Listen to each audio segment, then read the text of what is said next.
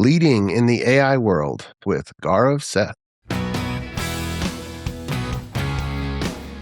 The AI Devops podcast is a show for those shipping software using AI, .NET, Azure, and Devops. Each show brings you hard-hitting interviews with industry experts, innovating better methods and sharing success stories. Sponsoring the podcast is ClearMeasure, a software architecture and engineering firm that implements AI to empower software teams to establish quality, achieve stability, and increase speed.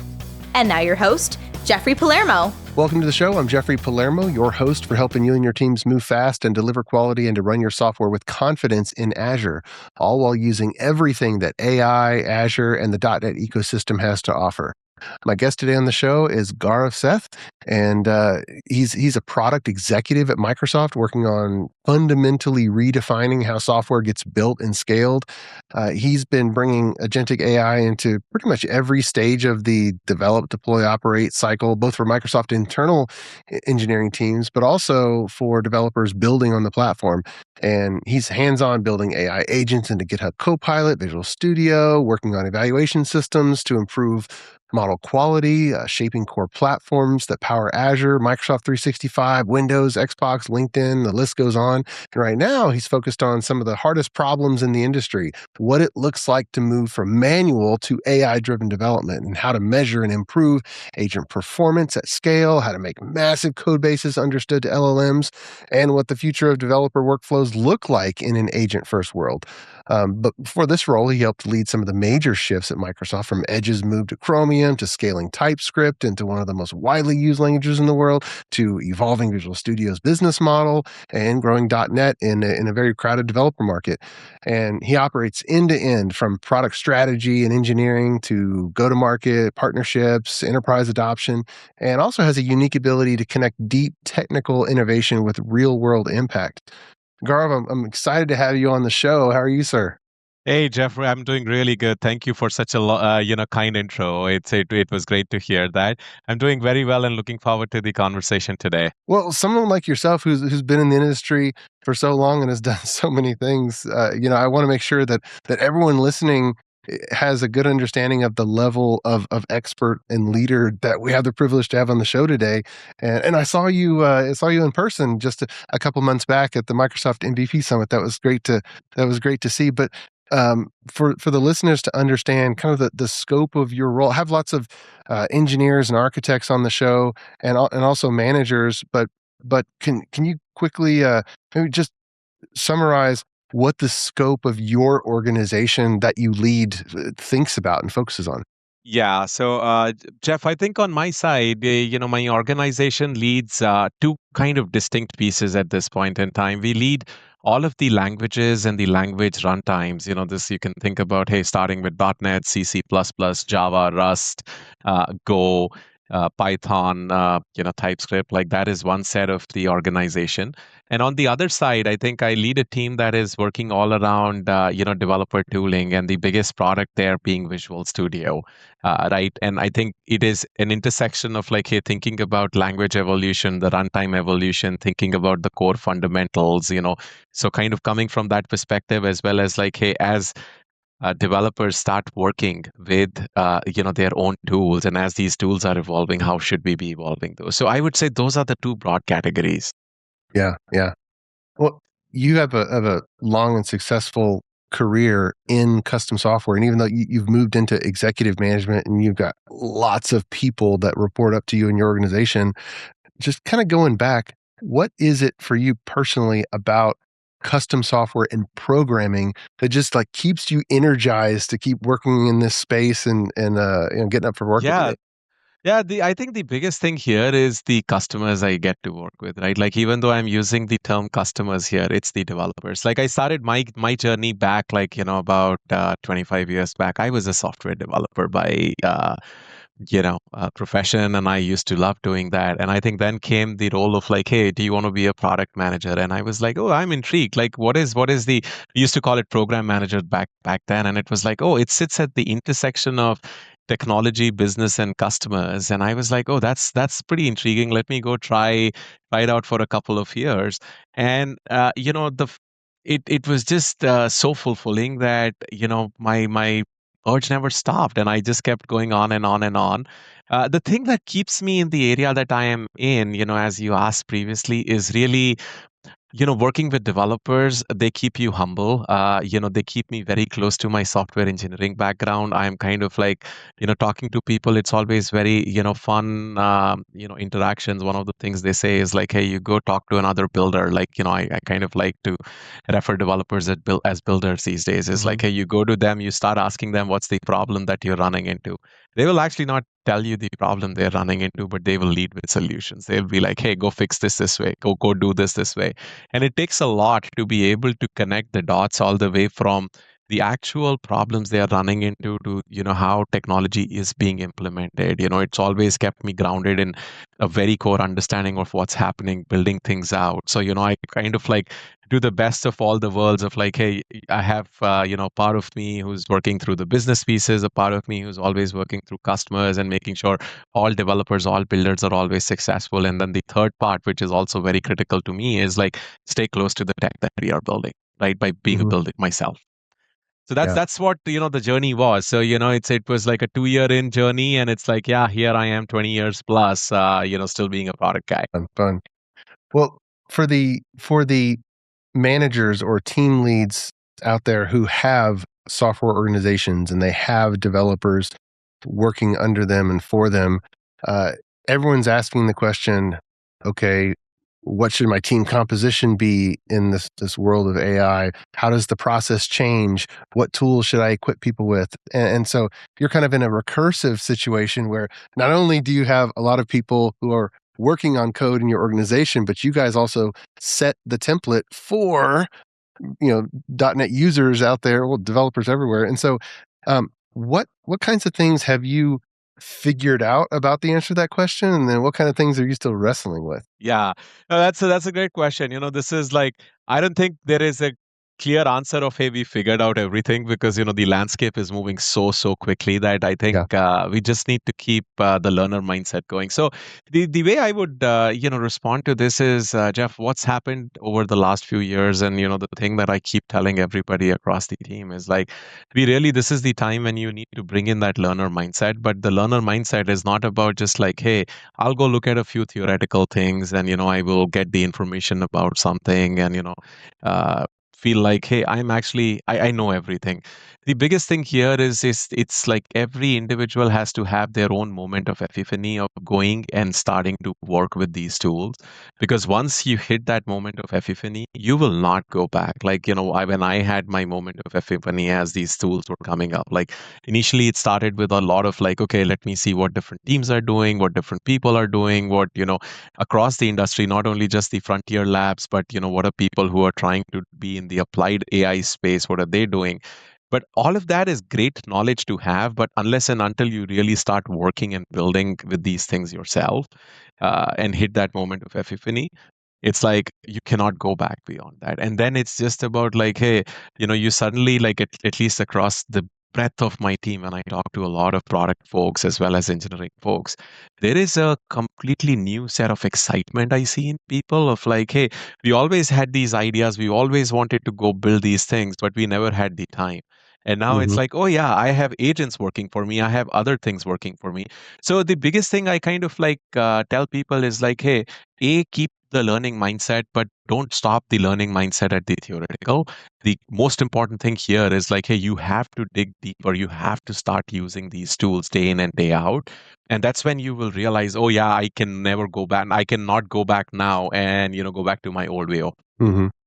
Now, you mentioned you have to start using these tools. Yeah. For the manager out there where they're working with the CFO and they're saying, "Okay, but, here's your budget," and Uh-huh. what's the best way to start using those tools but get the most bang for the buck? Yeah, I would say like, a lot of these tools, they did start with some sort of free tiers. They then start with like, hey, some introductory tiers. I would say one thing, working here at Microsoft, we do get the luxury of having unlimited tokens available to us. So, that's not a Mhm. problem that I've run into. But I can kind of like correlate this with a problem I run into at home, because, I have, my son and we both keep working on some of these pieces together, using our own personal things. Mhm. and we run out of tokens. So the thing I would say is like it really has to start with like find those few little things that you can do. You can start doing with some of these tools. Like I have a plethora of tools that I have gone bought subscriptions into myself, right? Now it might work for some people, it might not work for some people. But what is also important is as you work through these things, there is a variety of models that are available. While one might say, hey, I just want to go jump to the highest available model. At times, it's the models that are not the latest that can actually, they're pretty good at doing the job that you are trying to do, and they consume much less. Right. So from that perspective, I think it's all about experimentation and playing like, hey, I have a particular question or a prompt or something that I want to do. Like, hey, if I'm trying to do it with model A versus model B, which one is better? Which one is faster? Which one is, more token efficient? Which one has the latency and speed that I can meet up to? So it's really like, I mean, there is no concrete answer that I would give here, Mhm. but it really starts with like, hey, you have to go pick a few tools, like, and I'm not recommending a particular tool. Of course, if you ask me, I would say like, hey, go start with GitHub Copilot today. Mhm. I especially love the CLI, and I just cannot get out of the CLI at this point in time. That's my daily driver. Like that's where my agents live. That's where like all of my conversations happen these days. But pick up any tool of your choice and start looking at some of these things and seeing how much you can actually push. In terms of like the limits that you can test with that particular tool. So that's no secret answer there, Jeff, from my side. But I think it really starts with pick a particular tool, give it a shot, try the different models that are available, try the different modes that are available, and then see which one's working the best for you. And in many of the Mhm. cases, one of the things that I find very very useful is you can actually have, especially if we think about just the act of coding, right? Or even any other thing, like this is now a very common thing in my workflows that I do almost on a day-to-day basis. It's like I get output from a particular model and I ask the other model that I pick up to say like, hey, can you go review these things to see what things I might have missed? Yeah. Yeah. Well, in the vein of experimenting, with your group and of course Microsoft budgeting unlimited, um, I imagine that your teams get to experiment and try things out, and then you Hmm. can figure out what works. And so, there's so many problems that have dogged the industry for a long time. One of them is just modernization. You got Uh-huh. some companies still on COBOL or still on VB6 or VB4 or whatever. It was like the really old ones where you can hardly even get an IDE to work, on modern operating systems. Is that is that some experiments that that you've seen work of taking like some really old out of support things and just transpose the code into modern Yeah, languages? absolutely. Like, I think modernization. So, this is as we think about different enterprises, right? Or like different organizations, each one of them, what we call them is the capability models that they are at, right? Like, hey, you really need to keep evolving over a period of time. And modernization is one of the areas where we are also, as an example, investing very heavily. In fact, I was just talking to the team other day, like, hey, what's the size of the largest code base we've been able to successfully modernize, right? And the answer was like, hey, it's now in tens of millions of lines of code that we are able to run things Mm, successfully, which basically just tells us now that, hey, this is no longer an experimentation mode. Like, you can actually apply it to pretty strong, long, large, big code bases, enterprise grade code bases, and help evolve them. So yeah, I think there is a lot of experimentation going in these areas, and some of these pieces that used to create like developer toil, everybody used to know like, hey, if I modernize, I'm going to gain the benefit. But if you think about the flow and the day to day and the regular conflict between, hey, should I add more features or should I just modernize my particular application, it's like, hey, I think I need to add more features because my customers are asking for this, and I let me add more features first. So there yep. is definite movement that is happening, and modernization in and amongst itself, Jeff. The way I think about it, it's a journey, right? It's not a one step and done. It's like, hey, you have some old code bases. There could be multiple things you want to do. A is like, are you running on prem or in the cloud? Especially as AI became very prevalent, folks more and more want their applications to be running in the cloud so that they can then start coalescing all the underlying data, right? So that is one aspect of modernization that people, tend Hmm. to do is like, hey, I have my application, I've not touched that code base for a while. It's still, maybe it might be on a very old version of a platform that I'm using, but can you help me migrate it to the cloud, right? So that's the migration motion. The other thing that we see is like, hey, I'm already in the cloud, but I'm using an old version. Can you help me just modernize from version A to version B?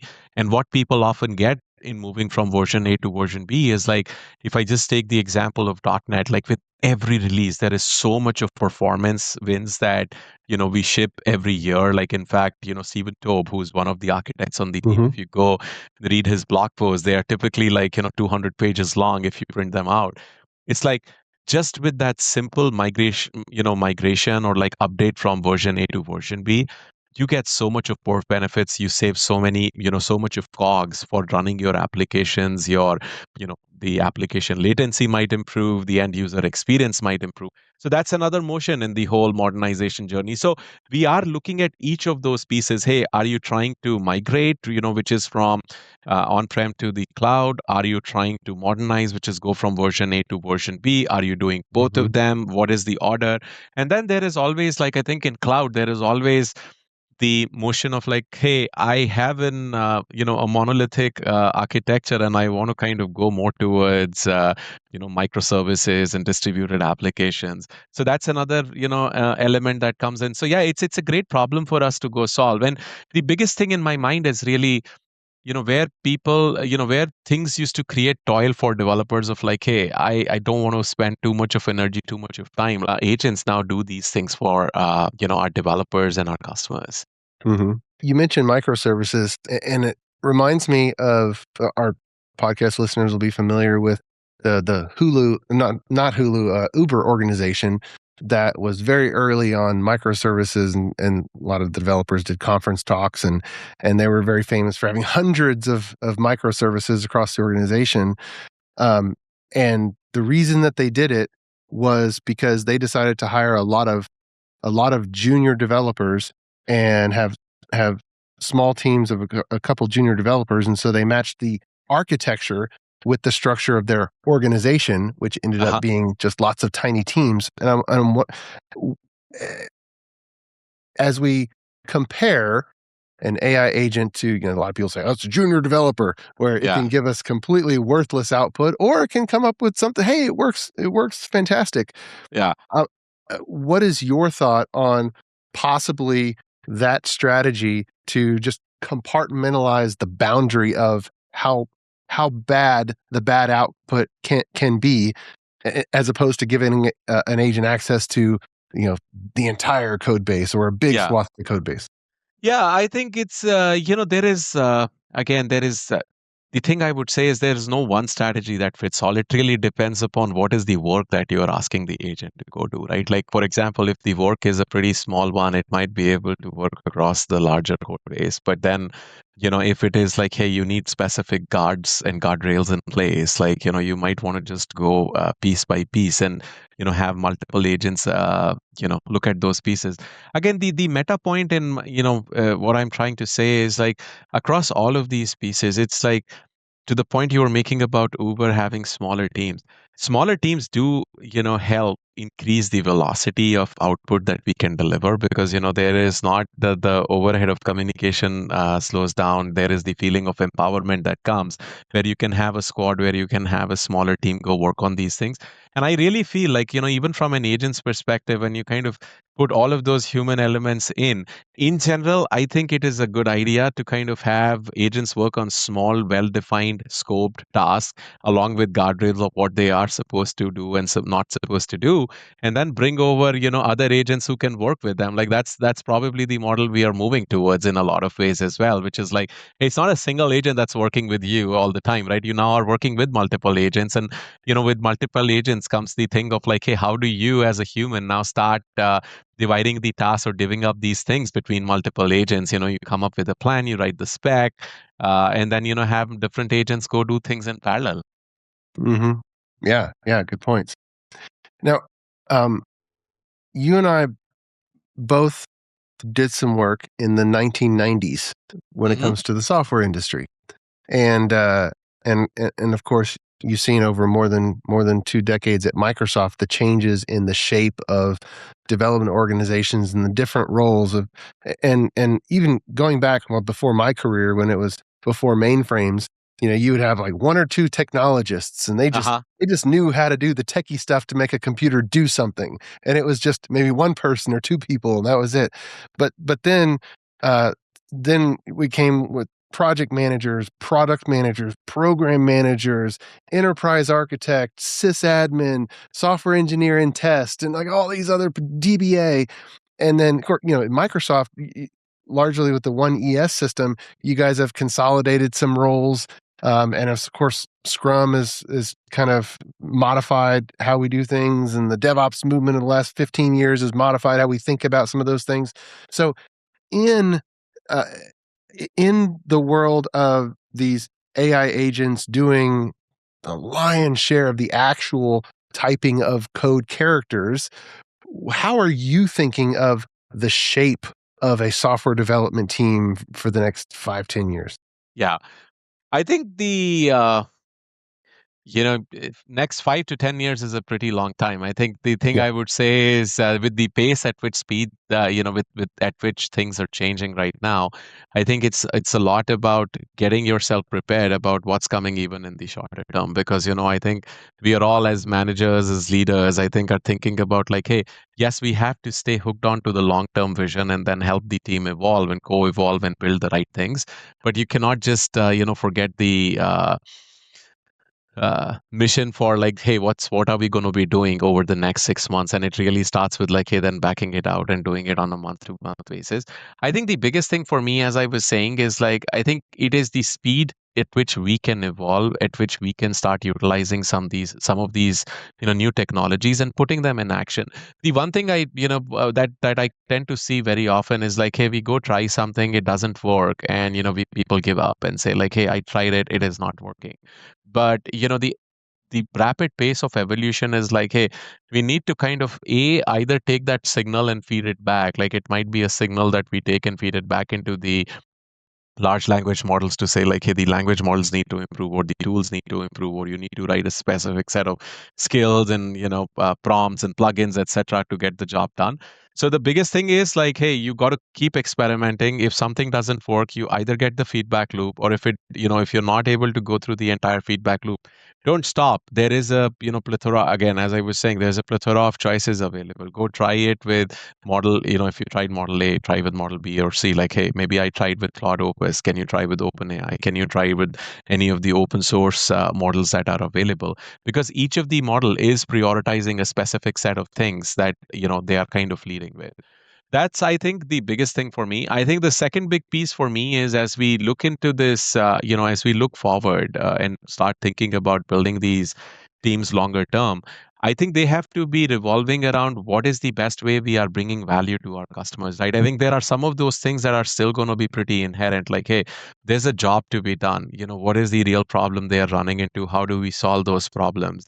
And how do we, make things effective? You're absolutely right.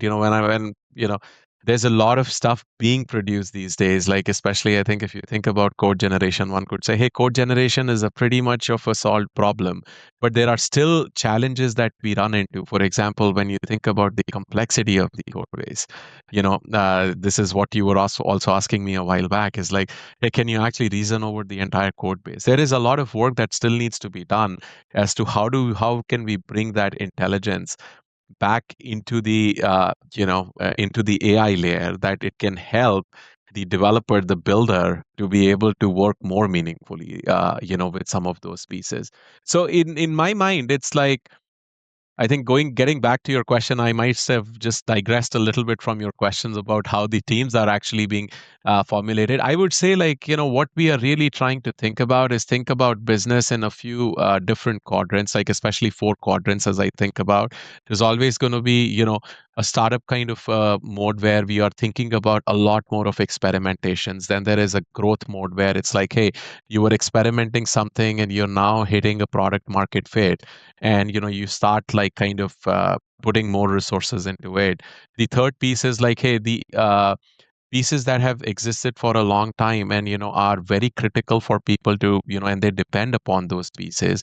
We just need to make sure that they are fundamentally great, because fundamentals are not going to be lost in terms of the platform journey. And then there are always like some small bits of technologies that are like, hey, this is no longer being used, nobody is using these technologies, but we are still carrying them with us. I think we just got to find ways of either deprecating them quickly, or like Mhm. having a conversation with customers about what is the requirement there, and maybe that becomes a part of the toil that can be taken over with agents and stuff like that. So try to look at the team composition from those quadrants perspective and map where things are, because where the most energy comes, of course, startups, the startup space, or like the experimentation phase is the most interesting one. But where you have to do a lot of work is typically, I think, once you find that product market fit in terms of growing that, and then I think working through the core fundamentals when you have something that is very solid and working. Mm.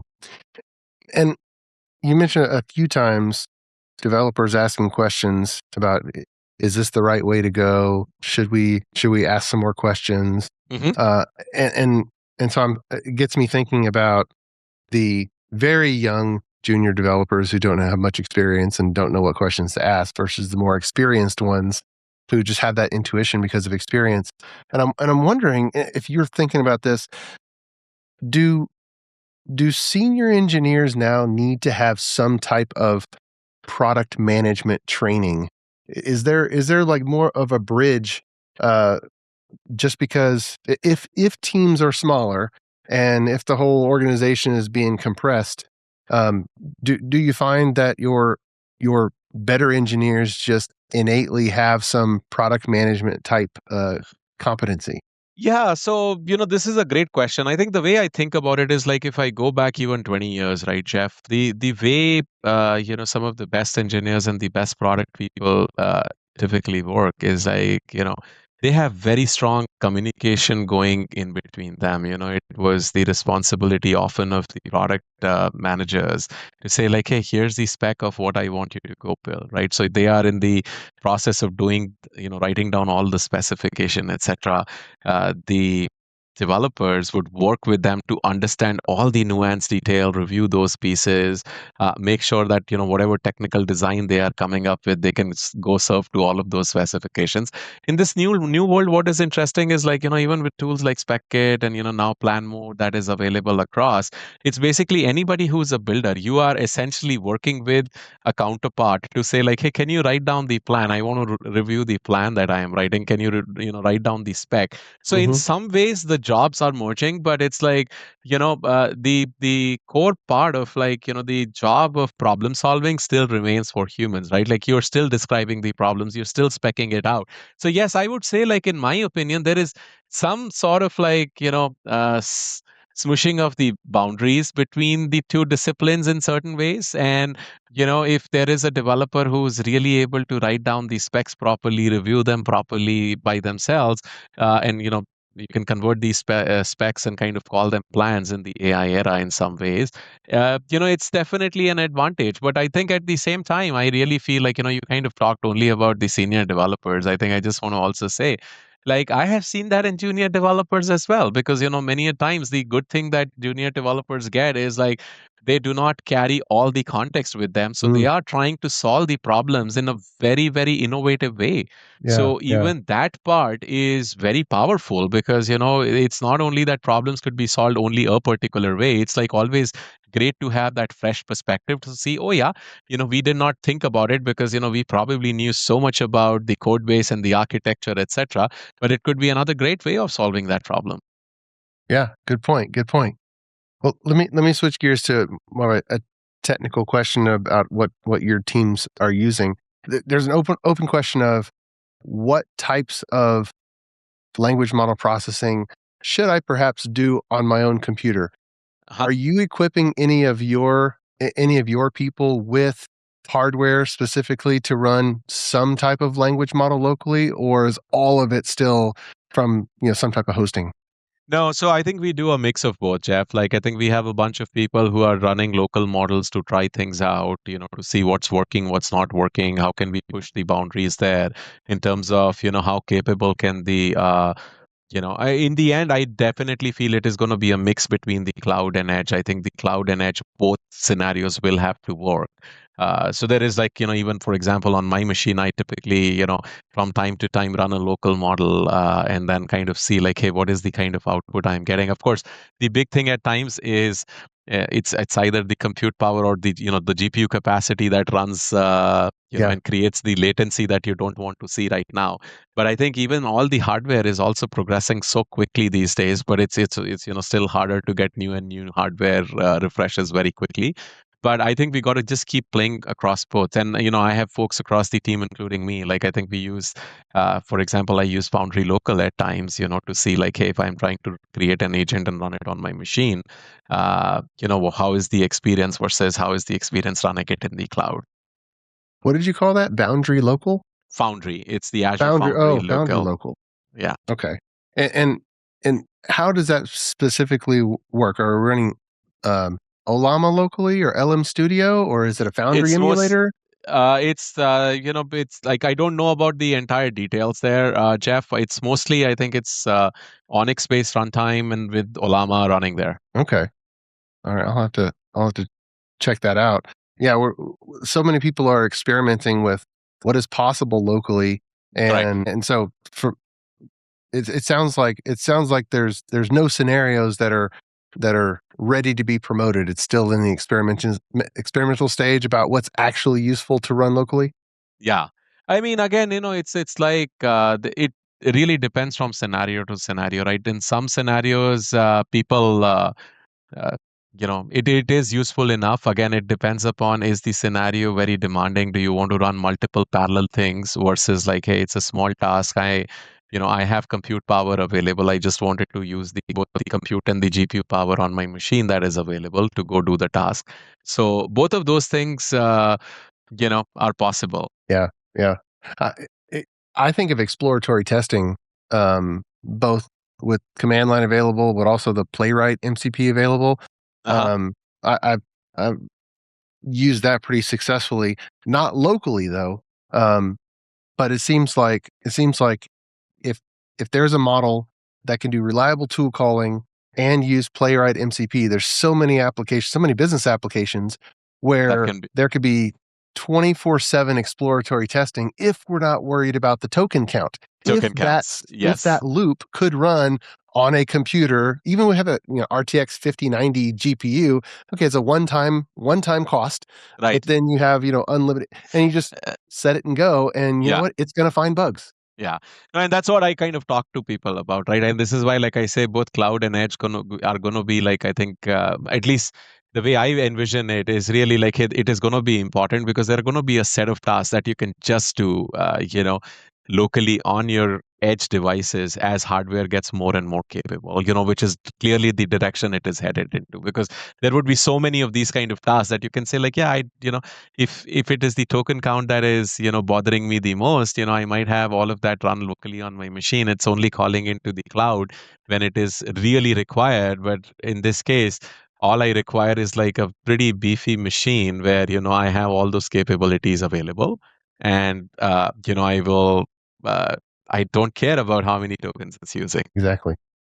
But Um, you also hit on a very important thing in there is like I think it's all the what one has to figure out still, and we are still working through these things. Is like as you work with all these models, etc. It's those tool calls that are going to be pretty important, right? It's like as you write these agents, are the right tool calls happening or not? Like but again, every layer it is evolving so quickly that I think we will get to that place fairly soon. I would say it's not like too far away. It's not many years away. It's going to come in, be with us. I would say months, not years.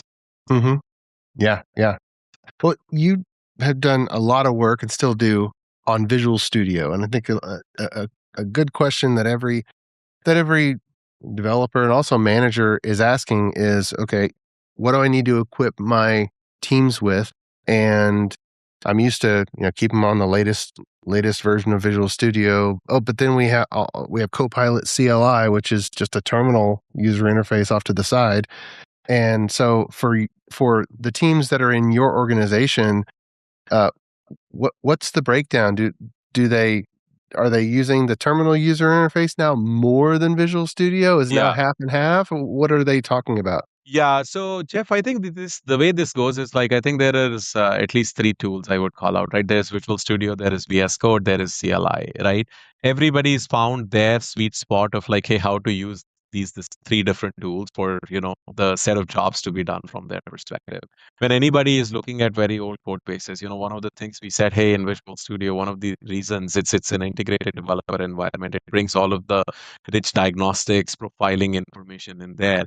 You know, what we can go do is like, hey, if you have your old existing code bases and you're working through them, there's a lot of toil in terms of going and diagnosing issues and looking at improving the fundamentals of that product or of any code base. Not the like when I said product, I mean any code base. And Visual Studio, we really want to go double down. If you are trying to do some greenfield development, right, that is a place where you might want to say like, hey, I really want to start fresh and I want to go into the CLI. One of the things in between is a lot of people are now investing in creating harnesses around, because why CLI in my opinion stuck was it was a single threaded way for humans to work. And humans are typically the blocking thread, as we say.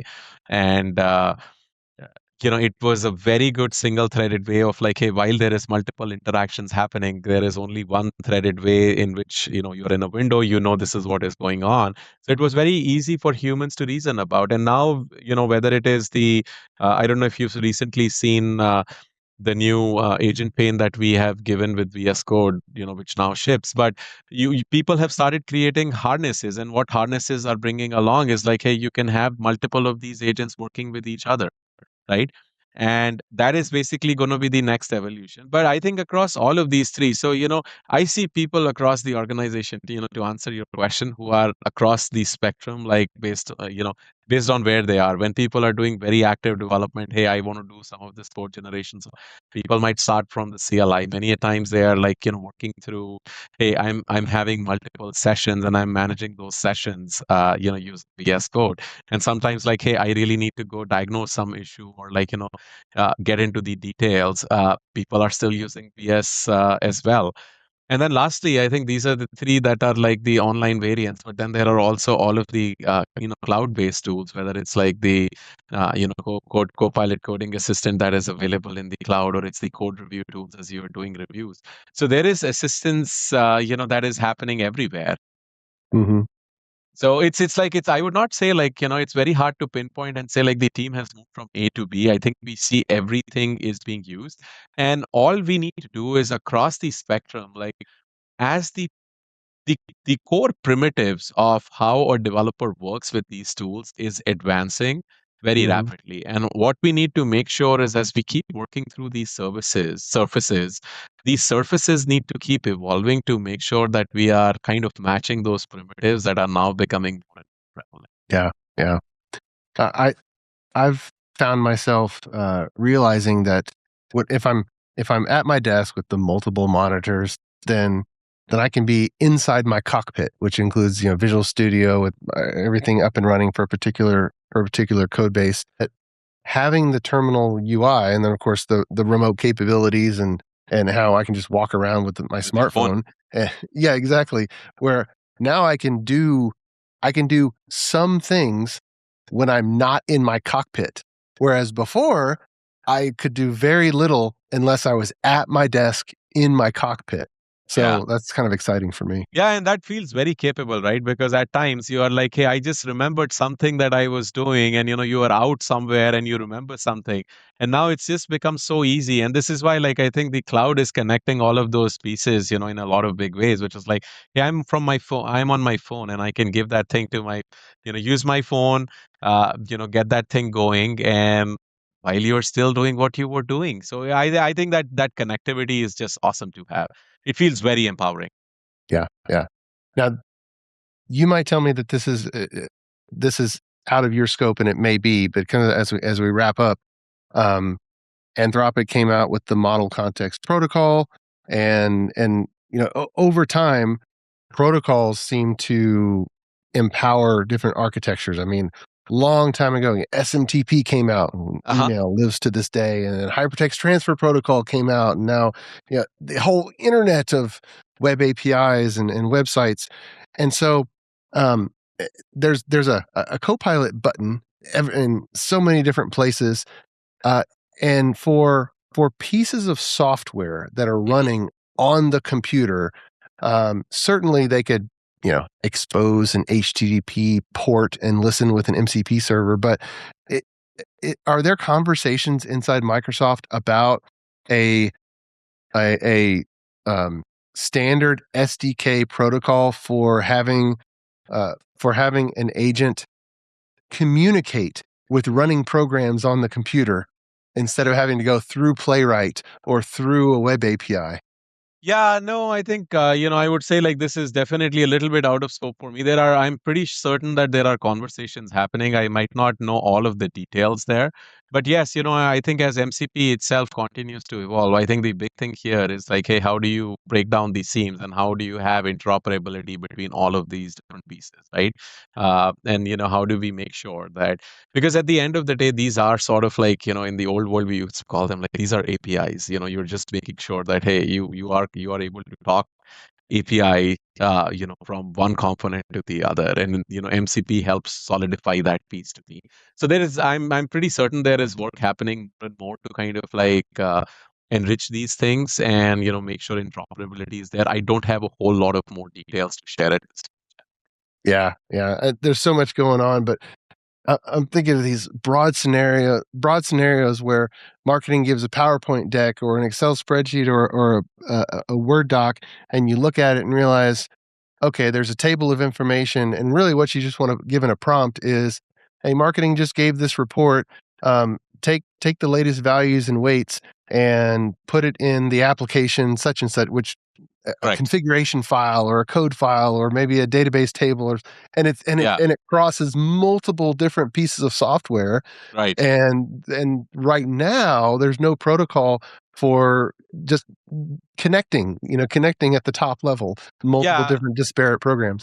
Correct. No, and there are like, I think there is actively like, I think the industry, like even within Microsoft, I think there is active efforts happening there, right? I think MCP was one, A2A is another one. So there are efforts being there. And I think with the scenario that you described, right, it just kind of resonates with me because it's like, we talked at Ignite earlier this year, or like I think late last year, we talked about the concept of work IQ, Foundry IQ, and your Fabric IQ. So Fabric IQ is data, work IQ is all of your work context, and then Foundry IQ is whatever you're doing with all of these agents. And that whole experience is being stitched together in a very similar way, in a lot of ways, right? But I think it eventually boils down to like there are certain pieces that are getting hand connected today, but I think they will eventually become componentized so that each component can talk to each, the other component as required. And today it's mostly those tool calls and the MCP, using MCPs, etc. Yeah. Well, awesome. Well, as we wrap up, Microsoft Build is coming up on June 2nd, and so we can make a quick pitch for that. Is there any? What's your best pitch for why people should either come or watch Build online? I think I would say like the industry, the platforms, the tools are all evolving at such a rapid pace. There is just so much goodness that's in the works, and I would love to be there. Like I would love for people to be there to learn more about what we've been up to and how we are starting to interconnect the various pieces and enable developers. So actually looking forward to meeting a lot of people at Build. Awesome. And just checking the website, there are still in-person registration slots available. It's not quite sold out, but I bet you it will be this week from now, probably. And I'll mention free online access to all of the digital content. So that's amazing as well for all the listeners. But well, Gaurav, I thank you for taking some time out of your day and to come on the podcast. I appreciate it. Yeah, thank you, Jeff. It was really a pleasure. My pleasure indeed. And until next time, dear listener, keep shipping. You've been listening to the AI DevOps podcast. You can find us on YouTube, Apple Podcasts, Google Play, and everywhere else. Visit our sponsor, ClearMeasure, at clearmeasure.com. And on behalf of your host, Jeffrey Palermo, thanks for listening, and may God bless you.